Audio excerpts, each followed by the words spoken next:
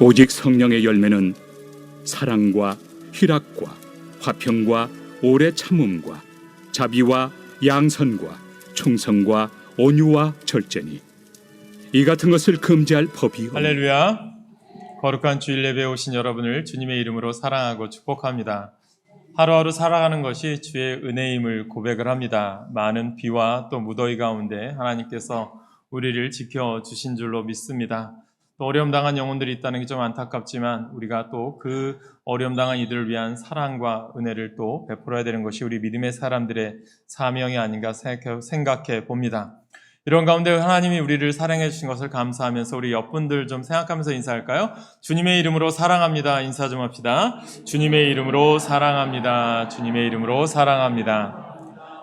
우리가 하루하루 살아가는 것이 참 소중하다라고 생각을 해요. 이 지나가는 시간들은 다시 돌아오지 않기 때문이죠. 그렇기 때문에 우리가 사랑하며 살아간다는 것 여러분들이 잊지 마시고 어려운 일이 있어도 힘든 일이 있어도 항상 사랑하며 섬기며 주의 은혜로 살아가는 우리 모든 성도님들 되시기를 간절히 축복합니다. 어떤 사람이 여러분들에게 이런 말을 했다고 한번 생각해 봅시다. 저 사람 참 착해 라고 하는 말을 들었다고 생각해 봅시다. 그럼 나에게 이것이 칭찬인가? 아니면 또 다른 뉘앙스로 들으면 이게 정말 칭찬일까? 라고 하는 또 의문이 들기도 하죠. 그래서 어떤 뉘앙스에 따라 말하느냐에 따라 우리가 쉽게 생각하면 착하다라는 것이 좋은 말인데 이게 어투만 조금만 바뀌면 이게 미련한 것처럼 어리석은 것처럼 들릴 때도 있다라는 거죠. 그런데 중요한 것이 있다면 성경은 우리에게 말합니다. 미련할 정도로 착하라고 말씀하죠. 신약성경의 바나바를 통해서 이렇게 말하죠. 우리 한번 같이 읽어볼까요? 사도행전 11장 24절입니다. 같이 읽습니다. 시작. 바나바는 착한 사람이요 성령과 믿음이 충만한 사람이라 이에 큰 무리가 주께 더하여 지더라. 아멘. 우리 예수 믿는 사람들은요 착한 성품의 사람이 되어야 한다라는 거죠. 누구에게 말을 해도 누구에게 어떤 사랑을 베풀 때도 정말 착함을 우리가 전제를 깔고 실천해야 된다는 것입니다. 오늘은 그럼을 통해서 우리가 두 번째 범주의 성령의 열매를 나누고자 합니다. 바로 나와 이웃과의 관계에서 맺어야 될 열매입니다. 바로 오래 참음, 자비, 양선입니다. 그래서 네 번째 성령의 열매는 바로 오래 참음이죠. 이것을 인내라고 말씀을 드립니다. 그렇다면 오래 참음이라고 하는 것은 뭘까? 내가 막 화가 나는데 막 눌러서 억지로 참는 그런 것이 오래 참음일까? 그것이 아닌 것입니다. 주님께서 모든 것이 합력해서 분명히 이 가운데도 선을 이루게 하실 것을 믿고 믿음으로 참고 견디는 것, 이것이 바로 오래 참음이죠. 그래서 여유로움을 가지고 관용의 마음을 가지고 내게 당한 문제에 대해서 분노하거나 흥분하거나 요동하지 아니하고 주님께 모든 것을 맡기고 주님의 때를 기다리는 모습이 성경이 말하는 오래 참음입니다. 그래서 하나님께서요 반드시 모든 것을 합력해서 선을 이루실 것을 믿을 때 하나님께서 하나님의 때에 가장 모든 것을 아름답게 만들어 주시고 은혜를 베풀어 주신 것임을 믿으시기 바랍니다. 우리가 살아가는 삶의 환경이 정말 말할 수 없는 어려움도 있고 고난이 다가올 때도 있어요. 우리가 누가 알았겠습니까? 이렇게 갑자기 폭우가 쏟아져서 정말 힘들게 어렵게 사는 사람들에게 또한 이렇게 어려움이 다가오고 또 무더위가 다가오고 또 우리가 예기치 못한 이 질병들이 다가오는 것을 우리가 누가 짐작이나 했겠습니까? 그러나 분명한 것은 내 가운데도 나를 지켜주시고 인도하신 데는 하나님의 뜻이 있고 기다림을 통해서 믿음으로 걸어가는 자에게는 분명히 믿음으로 걸어가는 자에게는 마지막 때의 의의 열매, 하나님의 축복의 열매가 맺혀질 줄 믿으며 나아가는 우리 교회 성도들 되시기를 간절히 축복합니다. 그렇기 때문에요, 나에게 처해 있는 상황에 따라 일희일비하지 마시고 항상 주님의 때를 기다리며 나아가는 삶 되시길 소망합니다.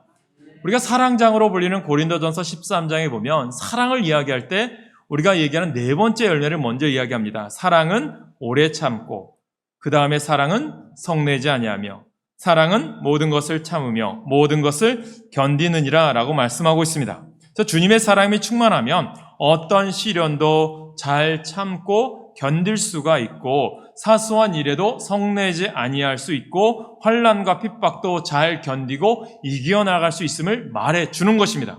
오늘 이와 같은 은혜가 우리 이 예배 드리는 자리에 나온 여러분들에게 임하기를 간절히 축원합니다. 그래서 주님 기도하세요. 우리 안에 성령의 은혜가 충만해지셔서 어떤 환난, 핍박, 고난이 다가와도 어려움을 만나도 내가 흔들리고 분노하고 미워하고 다투지 않게 하여 주시고 오래 참고 견뎌서 주님의 은혜로 승리케 하여 주시옵소서. 그렇게 기도할 때 그 승리가 우리의 것이 될 줄로 믿습니다. 그래서요, 야고보서 1장 19절 20절에 보면 고난당한 초대교회 성도들에서 야고보 사도가 이렇게 얘기합니다. 우리 같이 읽을까요? 네, 사랑하는 형제들아, 너희가 알지니 사람마다 듣기는 속해하고 말하기는 더디하며 성내기도 더디하라. 사람의 성내는 것이 하나님의 의를 이루지 못함이라. 여기 보니까 듣는 것은 빨리 듣지만 말할 때는 한 번 더 생각해서 말하라는 거죠. 혹시 이 말을 여러분들에게 내가 말을 할 때 내가 어떤 말을 들어도 이 말을 들었던 것을 다른 사람들에게 바로 전하는 게 아니라 이 말이 상대편에게 상처가 되는지 또 이 말이 다른 사람들에게 안타까움이 되는지를 생각하고 하면서 말을 하라는 거죠. 그렇기 때문에 우리가 성내는 것이 또 내가 말하는 것이 우리가 하나님의 의가 되는지를 깨달으시라는 거예요. 그래서 여러분들 오늘도 여러분들이 말할 때 참음을 통해서 상대방에게 좋은 말만 기뻐하는 말을 전할 수 있는 기쁨의 통로가 되시길 소망합니다. 그래서 성경 말하죠. 우리가 화를 내는 것이 하나님의 의를 이루지 못한다는 거예요. 이 말씀 우리가 우리의 감정을 잘 다스리지 못해서 아무 때나 화를 내고 소리 지르고 함부로 말함을 통해서 하나님의 영광을 가리게 된다는 것을 말씀하고 있어요. 저는 여러분들이 교회를 할 때, 주의 일을 할 때, 봉사하고 헌신할 때 여러분 가운데 화를 내거나 다툼으로 불평, 불만하지 마시고 하나님 안에서 온유함으로, 오래 참음으로 봉사할 때 마지막 때의 의의 열매가 여러분 가운데 있기를 간절히 축복합니다. 이런 삶을 살았던 사람이 누구예요? 보면 모세의 삶이죠. 그의 인생을 이야기할 때 성경 말하죠. 온유함이 정말 이 세상에 온유한 자가 모세보다 없다. 온유함이 승한 자라고 성경은 말하고 있습니다. 그러한 마음이 있었기에 잘 참고 견디는 오래 참음의 마음이 있었기에 40년 동안 불평, 불만, 원망하는 이스라엘 백성들을 광야에서 인도한 것 아니겠습니까? 저는 여러분들이 하나님 안에서 믿음으로 인내함으로 세상에 복음을 전하고 여러분들의 삶을 통해서 많은 영혼들을 구원하는 역사가 우리 가운데 있기를 간절히 축복합니다. 그래서요, 우리들이요 달라져야 된다는 거예요. 주님 안에서 오래 참는 덕을 쌓아야 되는 거예요. 절대로 예수 믿는 사람들끼리 교회 안에서 소리 지르거나 다투면 안 되는 거예요. 소리 지르고 다투는 것은 마귀의 역사요. 사랑하고 용서하는 것은 성령의 역사인 것입니다. 그래서 사탄은요 끊임없이 우리에게 어떻게 해요? 싸워라, 다퉈라 이런 말을 하거든요. 화내라 그렇게 얘기합니다. 거기에 그냥 유혹받아서 감정을 폭발하는 것이 아니라 우리는 예수 믿고 주님 안에 은혜로 살아갔다면, 성숙한 믿음의 사람이 되었다면, 여기까지 왔으면 참고 견디고 여유로운 마음을 가지고 배려하고 품는 그러한 덕스러운 모습이 여러분 가운데 있기를 간절히 축복합니다. 우리 옆분과 인사할까요? 우리 덕스러움으로 삽시다. 인사합시다. 우리 덕스러움으로 삽시다. 덕을 끼치셔야 돼요. 여러분 사울왕이 그랬어요. 사울왕은 어떤 인생을 삽니까? 블레셋이 쳐들어와요. 급해요. 그런데 사무엘이 아직 때가 되지 않아서 늦게 왔습니다. 그런데 어떻게 합니까? 백성들이 불안해하니까 사울 왕이 자신이 제사를 드려버려요. 그때부터 그는 하나님께 인정받지 못하고 하나님으로부터 귀하게 쓰임받지 못하는 그러한 길을 걷게 됩니다. 하나님께서 때로는 내 기도에, 내 상황에 맞지 않게 기다리게 하실 때가 있어요. 그것도 하나님의 뜻인 거예요. 우린 그것을 깨달으셔야 되는데, 하나님 왜 지금 역사하지 않습니까? 하나님 왜 지금 응답하지 않습니까? 내가 급하게 가는 것은 하나님의 뜻이 아니라는 거예요. 그래서 주의 일을 할 때도, 봉사하고 헌신할 때도요, 우리가 예수 믿고 나서 주님의 일을 할 때 끝까지 우리 마음을 다스리고 특별히 몸된 교회를 섬길 때 감사함으로, 기뻐함으로 섬기시길 소망합니다. 우리가 주의 몸된 교회를 섬긴다고 하면서도 내 마음에 맞지 않는다고, 내 뜻에 맞지 않는다고 소리 지르고 다투면요, 하나님이 슬퍼하세요. 기뻐하지 않습니다. 하나님께 인정받지 못하는 거예요. 우리는 하나님께서 반드시 모든 것이 하나님께서 이와 같은 것도 합력해서 선을 이루실 것을 믿고 참고 견디며 모든 어려움을 이겨나가시길 간절히 소망합니다. 그래서 로마서 3장 4절에 보면, 로마서 5장 3절 4절에 보니까 바울이 이런 말을 하죠. 우리 같이 읽을까요? 시작. 다만 이뿐 아니라 우리가 환난 중에도 즐거워하나니 이는 환난은 인내를, 인내는 연단을, 연단은 소망을 이루는 줄 아미로다. 환난을 당해도, 핍박을 당해도, 억울한 일 당해도, 속상한 일 많아도 잘 참고 견디면 환난을 당할 때 인내를, 인내는 연단을, 연단은 결국 우리가 꿈꾸고 소망하는 것을 이루게 되는 축복을 얻게 되는 것임을 믿으시길 소망합니다. 그래서요, 주님의 때가 올 때까지 기다리는 거예요. 그래서 시간이라고 하는 것을, 때라고 하는 것을 우리가 카이로스와 크로노스라고 얘기해요. 카이로스는 하나님의 때, 크로노스는 우리의 때. 내가 생각했을 때 내 때를 기다리는 것이 아니라 하루가 첫날같이, 우리가 첫날이 하루같이, 우리가 주님께서 기다리는 때를 우리가 해야지, 내 생각대로 구약 성경, 신약 성경 얘기하는 계시록에 나오는 그런 마지막 때를 내 생각대로 해석하는 것이 아니라 하나님의 때가 올 때까지 참고 기다려야 되는 것이 우리 인생이라는 거예요. 그래서 시편 37편 7절에 보니까 여호와 앞에 잠잠하고 참고 기다리자. 자기 길이 형통하며 악한 꾀를 이루는 자 때문에 불평하지 말지어다 라고 말씀합니다. 사랑하는 여러분, 잠잠하고 참고 기다리라는 말씀은 불평하지 말고, 원망하지 말고, 내 인간의 감정을 드러내지 말고 꾹꾹 눌러서 참고 기다리라는 거예요. 하나님께서 악인들을 그냥 잡초처럼 한순간에 몰아내어 주시고 하나님의 은혜와 축복을 우리들에게 부어줄 것을 여러분들이 기다리시라는 거예요. 당장 응답이 없는 것 같아요. 그러나요, 하나님은 분명히 하나님의 때가 되면 모든 것이 합력하여 소원을 이루고 좋은 일이 다가올 것을 믿고 참고 기다리면 하나님께서 역사하실 줄 믿습니다. 그게 우리 믿는 자의 삶인 거예요. 야고보서 기자는 이야기합니다. 형제들아, 주의 이름으로 말한 선지자들을 고난과 오래 참음의 본으로 삼으라. 보라, 인내하는 자를 우리가 복되다 하나니 너희가 욥의 인내를 들었고 주께서 주신 결말을 보았거니와 주는 자비하시고 긍휼히 여기시는 이시니라. 오래 참고 기다리면요, 은혜가 임하는 거예요. 여러분, 은혜가 있습니다. 아브라함 어땠습니까? 25년을 참고 기다려요. 보통 사람은 1년, 2년 참아 어떤 약속도 못 기다려요. 아브라함은 25년, 요셉은 13년이라고 하는 그 긴 연단의 과정을 통과한 후에 애굽의 총리가 돼요. 여러분, 주님 안에서 큰 은혜를 주실 때요, 그냥 갑자기 은혜를 주시진 않아요. 연단을 거쳐서 때가 되어 받을 만한 그릇이 된 다음에 복을 주시는 거예요. 강한 군대가 저절로 생겨날까요? 훈련하고 또 훈련해서 훈련을 해야 강한 군대가 만들어져요. 훌륭한 스포츠 선수들이 그냥 탄생되는 것이 아니에요. 그들은 아침부터 밤 늦게까지 또 훈련하고 또 훈련하고 또 훈련해서 그렇게 정상의 위치에 올라가게 되는 거예요. 믿음은 어떻습니까? 신앙도 마찬가지인 거예요. 하나님의 복을 받기 원해요? 은혜 받기 원해요? 그러면 주님은 원해요. 은혜 받을 만한 그릇을 준비해라. 그 그릇을 준비하기 위한 인내의 고통이 필요한 거예요. 도공에.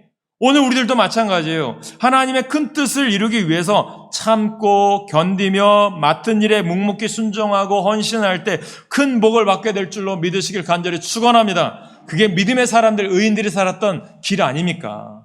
인내하고 인내함으로. 저는 여러분들이 그 오래 참음을 통해서 축복의 열매를 여러분 그릇의 삶 속에 맺게 되기를 간절히 축원합니다. 5번째 열매는요, 자비예요. 자비. 뭐죠? 친절함이에요. 친절함. 저는 교회가요, 친절하셔야 돼요. 여러분, 동탄에 있는 교회가요, 이것만으로도 부흥하는 교회예요. 인사만 잘해도 먹고는 산다. 그게 표어예요. 옆 분들과 인사합시다. 우리 인사하며 삽시다. 인사합시다. 우리 인사하며 삽시다. 근데 인사하는데요, 즐거운 모습으로, 웃는 모습으로 인사해야지 찡그린 모습으로 안 돼요. 다시 한번 인사하세요. 최고의 웃는 모습으로 인사합시다. 인사하며 삽시다. 여러분, 엘리베이터에서도 누구를 만나도 인사하시고요. 집 주변에서 이웃을 만나도 인사하세요. 교회는 친절하셔야 돼요. 오늘 누가 새로 왔는지, 오늘 누가 왔다 갔는지도 모르는 교회가 돼서는 안 돼요. 누가 왔다면 커피 한 잔이라도 대접하시고 그런 사랑이 있어야 됩니다. 이 자비는 친절한 거예요. 다른 사람들 향한 우리의 섬김의 자세가 바로 친절입니다. 친절은 사람들의 관계를 화목하게 만들고 폭넓은 대인관계를 만들어요. 그래서 친절한 곳을 우린 찾아가잖아요. 여러분들 똑같은 물건을 사더라도요, 여러분 어떤 곳에 갈 것 같아요? 친절한 곳에 갑니다. 음식을 먹어도요, 친절한 곳에 가요. 일본이 잘 살죠? 그 배경에는 이런 인터넷 글이 있더라고요. 그 배경이 뭐냐면 일본의 백화점을 갔는데 그곳은 90도로 인사를 한대요. 누가 오더라도 또 계속 인사를 한대요. 그만큼 친절해요. 그래서 우리나라도 그것을 배워서 백화점이나 마트나 요즘 관공서에서도 인사를 잘하죠. 많이 친절했습니다. 그런데 정작 사람이 있는 우리들은 어떻습니까? 교회에 우리들이 왜 교회 안에서 서로 친절하지 못할까? 배려하지 못할까? 왜 그럴까요? 우리가 예수의 사랑이 없기 때문이에요. 겉모양만 교회 다니기 때문이에요. 예수 믿는다면요, 인격이, 삶이 바뀌어져야 되는 거예요. 저는 여러분들의 삶이 예수 믿고 친절히 몸에 배어서 사람들에게 서로 사랑하며 섬기는 삶을 사실 간절히 축복합니다. 다시 인사합시다. 우리 친절하게 삽시다. 인사합시다. 예수님께서는요, 그래서 이 땅에 오셔서요, 평생 소외된 자들을 사랑을 베풀고 친절을 베푸며 사셨어요. 누가복음 6장 36절에 너희 아버지의 자비로우심 같이 너희도 자비로운 자가 되라. 친절을 베푸는 자가 되라. 라는 거죠. 예수님께서 비유로 말씀하셨잖아요. 선한 사마리아인의 비유. 요즘 선한 사마리아인 법도 있다고 하는데 누가 우리 이웃이냐 이런 말을 했잖아요.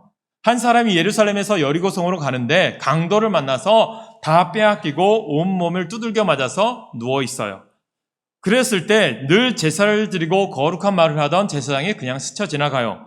교회에서 봉사하고 열심히 하는 레위인들도 그냥 보고 지나가요. 그런데 그 당시 사람들이 사마리아인들을 업신여겼는데 그 사마리아 사람이 그것을 보고 나귀에 내려서 상처를 싸매주고 그를 데려다가 주막에 내려서 쉬게 하고 먹을 것을 주게 하고 값을 지불하고 그 주막 주인에게 돈이 모자라거든 내가 길을 갔다 와서라도 다시 더 지불할 테니 이 사람에게 더 쉴 수 있도록 사랑을 베풀어 달라고 부탁을 하죠. 그때 예수님 말씀하시죠. 이 강도 만난 자의 이웃이 누구입니까? 누구죠? 이 사람에게 사랑을 베푼 자, 자비를 베푼 자. 그리고 예수께서 이르시되 가서 너도 이와 같이 하라 하시니라. 저는 여러분이 사랑을 베푸시길 간절히 축복합니다. 친절하라는 거죠. 여러분 친절한 자에게 복이 있는 거예요. 한진그룹이 요즘 몇 년 전부터 문제가 많이 있지만 그 한진그룹이 생겨난 배경은요, 친절입니다. 그 부모의 사랑이 자식들에게까지 전달되지 못한 게 참 안타까운데, 조중훈 회장이 썼던 책이 있어요. 조중훈처럼 자서전인데, 이 사람이 이제 한국전쟁 때 20대 초반에 낡은 트럭으로 이제 운전을 하면서 미국 영내 청소를 하며 살았어요. 근데 인천서 이제 서울로 일을 하고 돌아오던 중에 낡은 트럭을 몰고 가는데 한 여인이 차가 고장나서 서 있는 것을 본 거예요. 그래서 이 조중훈 회장이 그래도 안타까웠는지 차를 세우고 그 차를 열심히 만져주면서 1시간 반가량 고쳐준 거예요.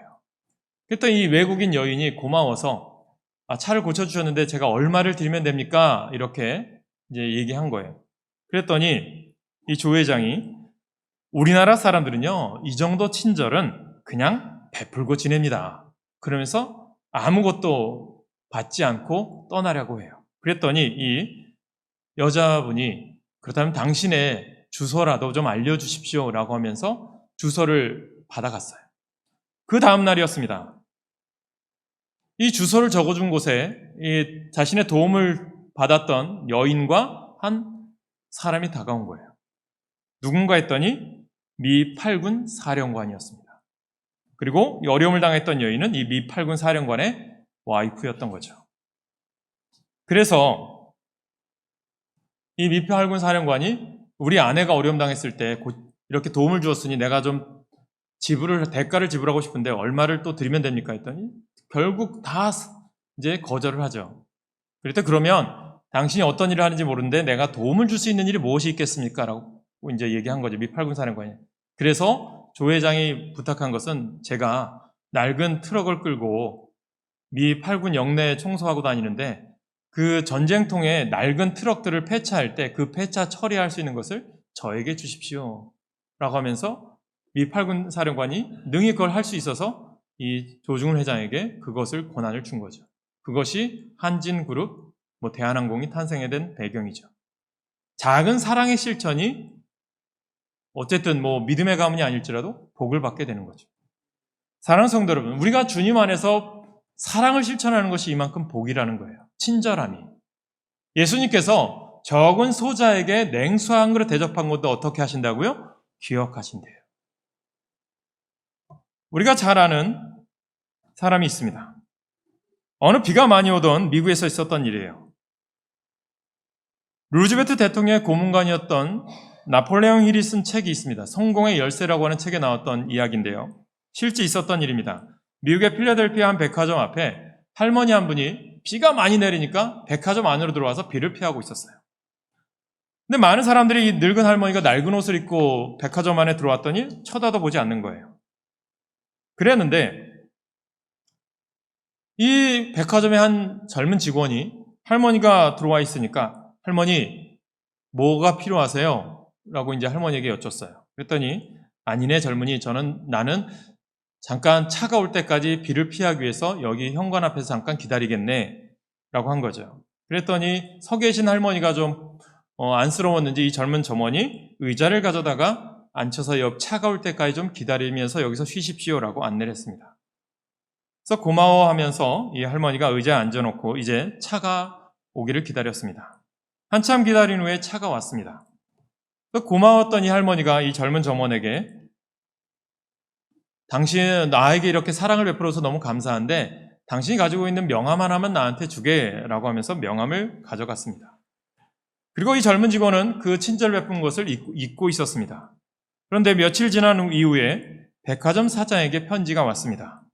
이 백화점 사장에게 편지가 왔는데 아무개 직원을 나의 고향인 스코틀랜드에 있는 성으로 보내서 그 성 전체에 있는 가구를 바꾸려고 하는데 그 젊은 직원에게 이 성에 있는 다 가구를 채울 수 있는 것을 주문해서 보내주게 사장에게 보낸 거죠. 어떤 일이었냐면 그 편지를 쓴 사람은 그 직원이 의자를 가져다 드린 할머니였고 그 할머니는 당시 미국의 최대의 재벌인 철강왕 앤드류 카네기의 어머니 마가렛 모리슨 카네기였습니다.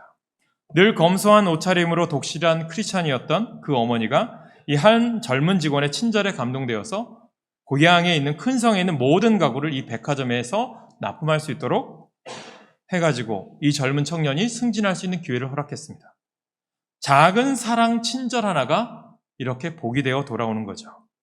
사랑하는 성도 여러분, 믿음도 마찬가지죠. 우리가 예수 믿는 사람이라면 우리가 만나는 모든 사람들에게 대가를 바라지 않고 친절을 베푸셔야 한다는 거예요. 사랑을 베풀어야 될 것입니다. 하나님은 그것도 기억하시고 하나님 나라의 큰 상급으로 우리에게 모두를 채워주실 거예요.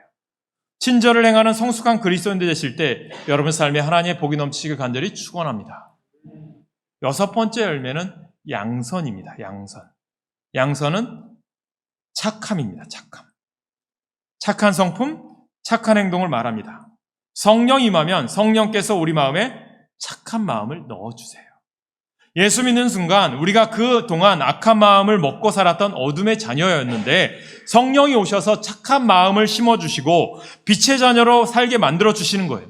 예수 만나면 예수님의 은혜로 그 운명이 바뀌어지는 거예요. 예수님 당시에 세리장이었던 삭개오는 어떻습니까? 세상 사람들로부터 비난과 비판의 사람이었어요. 알다시피 로마 정부의 앞잡이가 되어서 세금을 많이 걷어서 일부는 로마 정부에 바치고 일부는 자신이 축적했는지도 몰라요. 그랬던 삭개오가 예수님을 만난 이후에 인생이 바뀌어집니다. 어떻게 바뀌어요? 누가복음 19장 9절에 말하죠. 같이 읽습니다. 시작.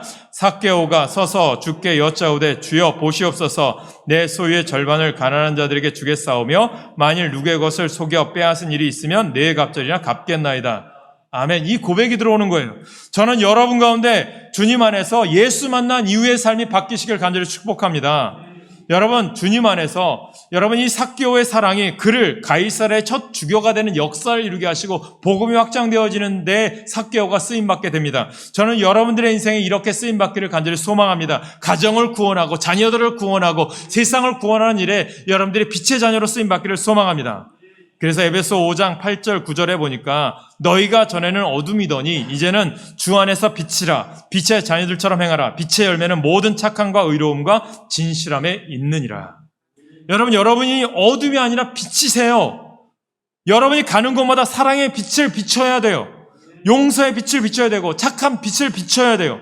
지난 한 주일 동안 기도하는데 주님 말씀하시기를 무조건 용서하라, 용서하라, 용서하라. 용서의 메시지를 주셨다면 그 사랑을 실천하셔야 됩니다.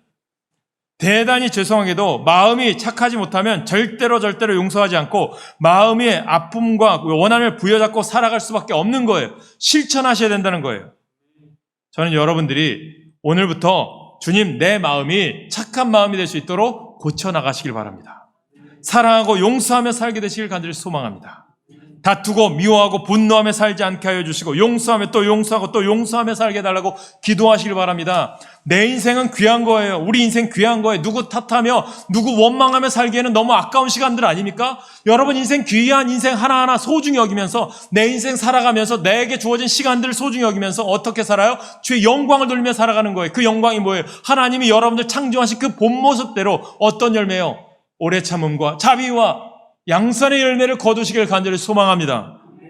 우리가 이제는 빛이 되었기 때문에 이제는 빛의 자녀답처럼 빛을 발하는 삶을 살아가야 되는 거예요. 여러분, 천문대에 가면 하늘을 보아요. 빛을 비추죠. 그런데 여러분들 밤하늘의 별들이 빛나는 이유가 뭔지 아세요? 그들의 빛이 있어요? 없어요. 왜 빛날까요? 태양이 비춰주는 것을 우리가 보는 거예요. 우리는 빛이 없어요. 그런데 우리 안에 누가 있어요? 이 세상을 창조하신 하나님 아버지 예수 그리스도가 우리 가운데 있어요. 그분의 능력이 있기에 내 능력이 안 되지만 나는 빛을 비출 수 없는 존재지만 주님이 내 안에 계시기에 그 빛을 반사해서 세상에 비칠 수 있는 빛의 자녀가 된 거예요. 여러분 가운데 그 믿음으로 사실 간절히 소망합니다. 여러분 보잘것도 없는 존재가 아니라 예수 그리스도의 빛이 비춰진 존재, 아름다운 하나님의 걸작품이고 빛의 자녀들이에요. 그것을 명심하시길 소망합니다. 그래서 마태복음 5장의 산상수훈에서 말씀하시죠. 사람이 등불을 켜서 말 아래에 두지 아니하고 등경 위에 두나니 이러므로 집안 모든 사람에게 비치느니라. 이같이 너희 빛이 사람 안에 비치게 하여 너희로 너희 착한 행실을 보고 하늘에 계신 너희 아버지께 영광을 돌리게 하라. 아멘. 착한 행실이 있기를 소망합니다. 여러분은 모두 빛이 되었기 때문에 이제 어둠을 밝혀야 돼요. 신앙은 말이 아니라 행함, 착한 행실. 진짜로 살아가면 그 사람을 위해서 무엇을 붓고 다 줘도 아깝지가 않아요. 사랑하기 때문에. 야고보서 2장 15절에서 16, 17절에 뭐라고 말씀할까요? 같이 읽습니다. 시작. 만일 형제나 자매가 헐벗고 일용할 양식이 없는데 너희 중에 누구든지 그에게 이르되 평안히 가라, 덥게 하라, 배부르게 하라 하며 그 몸에 쓸 것을 주지 아니하면 무슨 유익이 있으리요? 이와 같이 행함이 없는 믿음은 그 자체가 죽은 것이라. 사랑하는 여러분, 우리가 여러분 사랑을 베풀며 사시길 간절히 소망합니다. 한 일본 사람이 한국을 알리기 위해서 한국 전체를 순례하며 책을 쓴 적이 있습니다. 그리고 이런 결론을 내렸대요. 한국 사람은 한마디로 말하면 정이 많은 사람입니다. 시골 어디를 가도 반갑게 맞아주고 말도 통하지 않는데 먹을 것을 내오고 어떤 때는 잠도 재워주고 그래서 일본 그 어디에도 볼 수 없는 그 정을 한국 시골 곳곳에서 체험했다고 하는 그런 책을 쓴 적이 있습니다. 여러분, 이것이 일반 사람들의 모습일진데 우리 예수 믿는 사람들이 이보다 더 10배, 100배, 1000배로 사랑을 실천하면서 어려운 사람들을 돌보며 살아가는 주님의 자녀들이 되어야 되지 않을까요? 여러분, 사랑은 행하는 겁니다. 히브리서 13장 16절에 말씀하죠. 오직 선을 행함과 서로 나누어 주기를 잊지 말라. 하나님은 이 같은 제사를 기뻐하시느니라. 고린도후서 9장 8절에 하나님은 능히 모든 은혜를 너에게 넘치게 하시나니 이는 너희로 모든 일에 항상 모든 것이 넉넉하여 모든 착한 일을 넘치게 하게 하려 하심이라. 인터넷의 예화를 보니까 바나나 하우스의 김현일 대표라는 사람이 나와요. 이 사람이 한때는 조폭 생활을 하던 사람인데 그러나 지금은 매주 700명의 노숙인들에게 무료 급식을 제공하는 사람이었어요. 그는 사업을 하다가 IMF로 완전히 망했어요. 아내와 딸을 친정에 보내고 노숙 생활을 하기 시작했어요. 무료 급식을 받으려고 줄을 섰는데 자기 앞에서 급식이 끝날 때도 있었어요. 그러면서 이런 말을 고백을 하더라고요. 그 노숙을 하면서 급식을 받기 위해 줄 섰던 그 줄은 절망과 자괴의 줄이었습니다. 내가 왜 거기에 이러고 있는지 온갖 생각이 들었습니다. 배식이 제 앞에 끊긴 적도 있고요. 그럴 땐 분노가 치밀어 오르고 죽고 싶기도 했습니다. 그는 5개월 후 간신히 일자리를 구해 가족과 다시 만나고 그때 예수를 만나서 신앙생활을 하기 시작했다고 합니다. 그런데 2008년 한 노숙자가 버스에 뛰어들어 자살하는 장면을 목격하고는 목사님께 찾아가서 이렇게 말했다고 합니다. 교회가 어려운 사람을 도와줘야지 왜 안 도와줍니까? 이런 말을 목사님께 했대요. 그랬더니 이 목사님이 이런 말을 했습니다. 교회가 누구인가요? 우리 교회도 교회이지만 당신 자신도 교회입니다. 당신은 지금 무엇을 하고 있습니까? 하나님이 보여주신 것을 다른 사람에게 넘기지 말고 당신부터 시작하십시오. 그는 깨달은 바가 있어서 2009년에 자신도 너무 어렵지만 컵라면 5개와 빵 5개를 들고 신설동에 있는 노숙인들을 찾아가서 사역을 시작했다고 합니다. 그래서 그는 지금도 700명이 넘는 사람들에게 무료 급식뿐만 아니라 노숙인 자활, 상담, 잠자리, 의료 지원 등을 하고 있습니다. 예수님께서 제자들에게 말씀하십니다. 너희가 먹을 것을 주어라. 사랑하는 성도 여러분, 우리가 이 시대가 그리스도인들이 살아가야 될 세대는 어떤 시대가 되어야 될까요? 베풀고 사랑하며 살아가야 됩니다. 우리가 이웃과의 관계가 이루어야 된다는 거죠. 내가 생각할 때는 내 형편도 어렵다고 생각하지만 내가 가진 것이 적을지라도 이것마저도 없는 더 어려운 사람이 얼마나 많은지 모릅니다. 그래서 우리는 이 말씀을 믿어야 합니다. 여러분, 이렇게 은혜 받았으므로 이제부터는 선을 행하며 착한 일을 행하며 살아가는 복된 인생으로 살아가시길 바랍니다. 그래서 여러분, 이번 한 주간 여러분들 실천하셔야 될 게 있어요. 오늘 성령의 9가지 열매 중에 친절을 베풀어야 될 곳이 있을 겁니다. 기존의 친절이 아니라 새롭게 해야 될 친절들을 한번 떠올려 보세요. 교회에서 베풀어야 될 친절, 여러분들 직장에서, 사회에서, 또 일터에서 베풀어야 될 친절을 한번 실천해 보시기 바랍니다. 그리고 착한 일을 하시길 바랍니다. 한 주간 동안 내가 착한 일을 무엇을 해야 될까? 실천해 보시기 바랍니다. 그것으로 끝나지 마시고 한 가지씩 계속 매주 해보십시오. 그러면 분명히 그 가운데 하나님의 선한 열매가 여러분 삶 가운데 맺히게 될 것입니다. 말씀을 맺겠습니다. 어떻게 하면 자비의 마음을 가지고 양선의 선행을 할 수 있을까요? 첫째, 자비하심을 기억하십시오. 하나님의 자비하심입니다. 아버지가 자비하신 것처럼 우리도 자비를 베풀어야 돼요. 둘째, 자비와 양선의 기회가 왔을 때 놓치지 마세요. 손해를 보는 것이 아니라 축복을 받을 기회입니다. 셋째, 내 형편이 어떠하든지 내가 가진 것으로부터 베풀기를 시작하십시오. 순종하면 더 큰 복을 받을 거예요. 지난 한 주간 제가 섬겼던 예전에 있던 교회에서 어려운 가정이에요.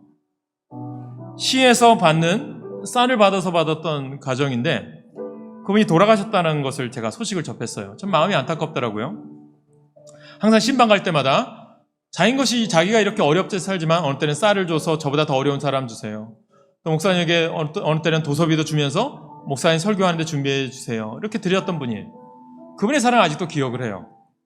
자신도 먹고 살기 힘든데 홀로 살고 아들과 홀로 살면서 어려운 상황 가운데도 베푸는 그 사랑이 있었던 분이었는데 참 안타까운 소식을 들었습니다. 그런데 중요한 것은요, 분명히 하나님은 그분을 복 주실 줄 믿어요. 아니면 그 자녀에게 복이 임하게 되겠죠. 사랑하는 여러분, 하나님 우리에게 복 받을 기회를 주실 거예요. 그 기회를 놓치지 마시길 간절히 소망합니다. 그러면서 오늘 이제 이 결단 찬양을 정했는데요. 이 찬양은 이제 마커스 워십의 이제 소진영 자매가 쓴 작사, 작곡의 곡입니다. 이분도 어려움이 있었어요. 이분은 4대째 크리스찬 가정에서 태어났어요. 하나님을 잘 섬기는 믿음의 가정이고 평안한 삶을 살았는데, 그런데 어느 날 2005년 25살 때 몸이 안 좋아서 병원을 찾아갔는데 혈압 검사를 했는데 백혈구 수치가 너무 높은 거예요. 그랬더니 병원 의사가 더 큰 병원에 가서 검사를 좀 받아보십시오 라고 진단을 받은 거죠. 그래서 세브란스 병원에 갔어요. 검진했는데 진단이 만성 골수성 백혈병이었어요. 혈액암인 거죠. 지금까지 신앙생활 열심히 해왔고 4대째 믿음의 크리스찬인데 갑자기 만성 골수성 백혈병이 찾아온 겁니다. 당시 이제 그래도 감사하게도 글리백이라고 하는 항암 치료제가 나와서 그 약을 먹으면서 치료받기 시작했어요. 그런데 안타까운 것은 이 약을 중단하면 암이 재발한다는 거예요. 약을 계속 먹어야만 했습니다. 또 백혈병에서 완치를 받으려면 친오빠의 조혈모세포를 이식받아야 하는데, 근데 이 조혈모세포를 이식받으면 완치는 받을지 모르겠지만 앞으로 아이를 가질 수 없다는 거예요. 그래서 이식받는 것을 포기하고요, 계속 약을 먹으면서 지내왔어요. 그러면서 마커스 워십이라고 하는 젊은이들을 위한 찬양 집회를 했죠. 그 이후 믿음의 형제를 만나서 2010년에 결혼을 했고, 결혼 3년이 지나자 또 결혼하면 또 아이를 갖고 싶은 마음이 있는 거잖아요. 3년 후에 이제 다른 가정처럼 아이를 갖고 싶은데, 아이를 가지려면 어떻게 해야 돼요? 항암 치료를 끝내야 돼요. 약을 끝내야 돼요. 또 약을 끊으면 암이 재발한다고 하니까 두려운 거죠. 반대하는 남편, 부모님 설득을 한 거죠. 저도 아이를 갖고 싶어요. 그래서 하나님께 간절히 매달립니다. 하나님, 저도 아이를 갖고 싶어요. 평범하게 살고 싶어요. 그래서 하나님께 매달립니다. 1년이 지나도 아이가 생기지 않아요. 그런데 나는 이제 더 이상 할 수 없다, 포기하고 있을 때 그때 하나님이 역사하기 시작합니다. 주님이 아이를 주셨어요. 그리고 2015년에 건강한 딸을 출산했다고 합니다. 그러면서 그것을 감사하면서 피아노에 앉아서 쓴 곡이 이 곡이에요. 오직 예수뿐이네. 사랑하는 성도 여러분, 우리가 성령의 열매를 맺는 것도 예수 안에 가능한 거예요. 우리 안에 근심, 걱정, 염려가 있습니다. 내가 풀 수 없는 여러 가지 문제들이 있어요. 그러나 예수가 하시면 가능합니다. 힘들고 어렵다고 포기하시면 안 돼요. 인생도 마찬가지고요. 있는 자리에서 최선을 다해 주님을 섬기면요, 은혜가 임할 줄 믿어요. 그 마음으로 이 찬양하시고, 하나님 오늘도 역사하실 줄 믿으며 이 찬양하시고 기도하겠습니다.